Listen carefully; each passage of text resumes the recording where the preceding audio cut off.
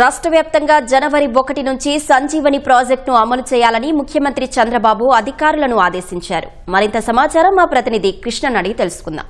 కృష్ణ, సంజీవని ప్రాజెక్టును రాష్ట్ర వ్యాప్తంగా విస్తరించేందుకు సీఎం ఎలాంటి కార్యాచరణ రూపొందించారు?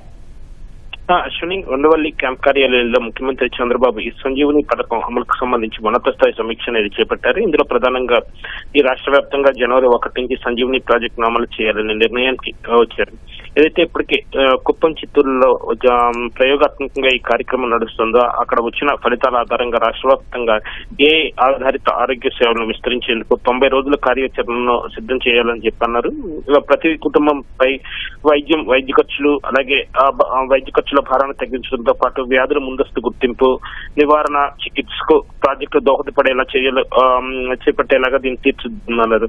ప్రధానంగా ఆరోగ్య డేటా భద్రత, అలాగే డిజిటల్ హెల్త్ కార్డులు, ప్రజలకు నేరుగా హెల్త్ అప్డేట్స్ అందించే వ్యవస్థను ఏపీ వైద్య రంగం ఆదర్శంగా నిలవాలని చెప్పి సీఎం వారి అందరికీ దిశానిర్దేశం చేశారు. మొత్తంగా ఈ 90 రోజుల ఈ ప్రణాళికను విస్తరించే కార్యాచరణ మాత్రం అధికారులు సీఎం కి వివరించారు.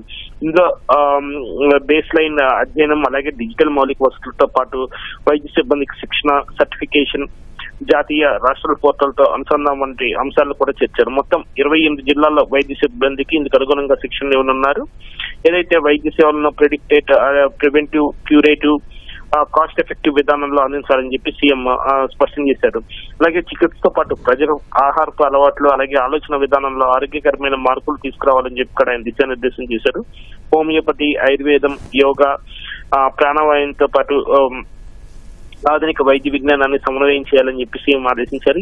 డాక్టర్ సేవలను విస్తృతంగా అందుబాటులోకి తీసుకురావాలని చెప్పి కూడా స్పష్టం చేశారు. స్క్రీనింగ్ నుంచి చికిత్స, అలాగే ఫాలోఅప్ వరకు కూడా ఆధారిత ఆరోగ్య వ్యవస్థను అభివృద్ధి చేయాలని చెప్పి సీఎం స్పష్టమైన ఆదేశాలు జారీ చేశారు. వైద్య డేటా భద్రత, గోప్యతకు అత్యంత ప్రాధాన్యత ఇస్తూనే సమగ్ర డాష్ బోర్డ్ ను రూపొందించాలని చెప్పి కూడా సీఎం స్పష్టం చేశారు. మొత్తంగా ఆసుపత్రుల్లో శానిటేషన్ తో పాటు అవుట్ సోర్సింగ్ సేవలపైన ప్రత్యేక దృష్టి పెట్టాలని చెప్పి కూడా ఈ మేర సీఎం అధికారులకు సూచించారు. అశ్విని, ధన్యవాదాలు కృష్ణ.